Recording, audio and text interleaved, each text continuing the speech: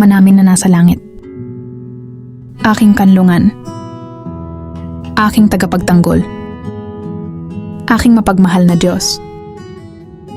Lumalapit ako sa inyo ngayon ng buong puso. Itinataas ko ang aking pamilya sa inyong makapangyarihan at tapat na mga kamay. Panginoon naming mapagmahal, hindi ko binabaliwala ang inyong presensya. Kahit isang sandali. Bawat hininga namin, bawat pagpapalang natatanggap namin, bawat hakbang namin sa kaligtasan ay dahil sa inyo. Kaya naman Panginoon, na may pusong puno ng pag-ibig, pagtitiwala at pasasalamat, hinihiling ko na balutin ninyo ang aking pamilya ng inyong banal na proteksyon. Hayaan ang inyong pag-ibig ang magsilbing kalasag na tumatakip sa amin.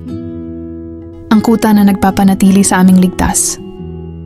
At ang balwarte na walang anumang kapahamakan ang makakapasok.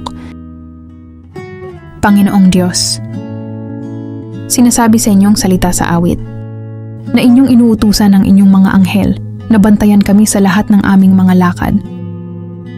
Napakamakapangyarihan ang pangako na ito. At pinanghahawakan ko ito ngayon. Panginoon, hinihiling ko na palibutan ninyo ang aking pamilya ng inyong mga makalangit na mandirigma, mga anghel na nakatayo sa bawat pinto, bawat bintana at bawat landas. Huwag hayaang lumapit sa amin ang anumang kasamaan at walang kadiliman ang makahanap ng paraan para makapasok. Walang kapahamakan ang magkaroon ng kapangyarihan sa amin. Naway ang mga plano ng kaaway ay madurog bago pa man ito mabuo. Balutin ninyo kami, Panginoon, ng inyong presensya. At hayaang ang aming tahanan ay maging santuwaryo ng kapayapaan, pag-ibig at banal na proteksyon. Manaming mapagmahal, ipinapaubaya ko ang aking pamilya sa inyong mga kamay. Sa aming paglakad sa araw-araw, kami man ay nasa bahay, sa trabaho, sa paaralan o sa daan.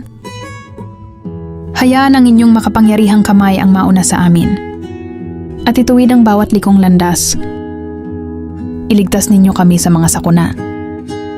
Biglaang panganib at hindi inaasahang kapahamakan. Hayaan ang inyong mga anghel ang maging aming mga hindi nakikitang tagapagligtas.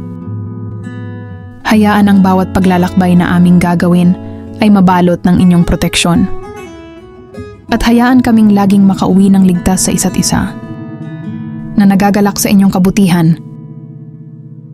Panginoon, inialay ko ang aming tahanan sa inyo. Naway ito ay maging isang lugar kung saan ang inyong presensya ay nananahan ng napakalakas, na walang kadiliman ang makakapasok. Hayaan itong maging bahay ng kapayapaan, pag-ibig at pananampalataya. Isang lugar kung saan ang inyong pangalan ay laging itinataas.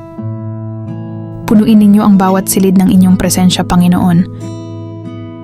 Huwag hayaang mag-ugat dito ang anumang espiritu ng takot, pagkakabahabahagi o ligalig.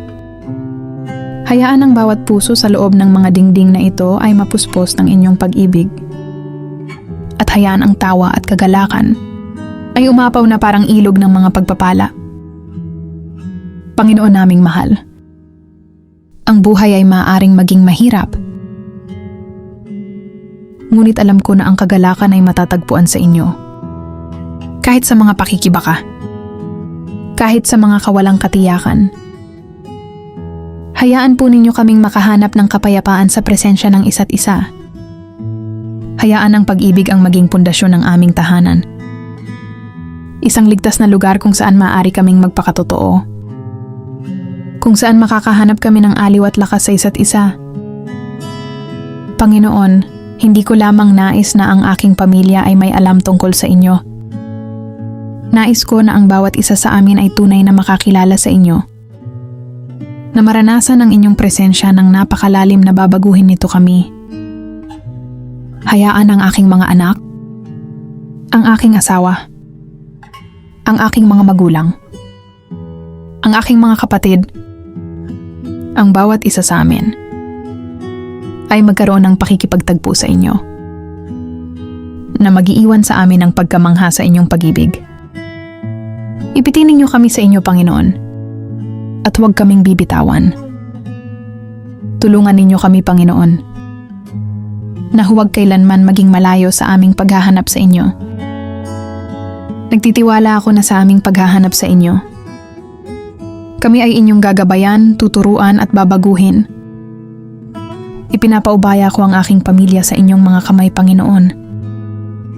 Sa pagkaalam na wala nang mas ligtas na lugar para sa amin kundi sa inyo lamang. Sa mahalagang pangalan ni Jesus kami ay nananalangin. Amen.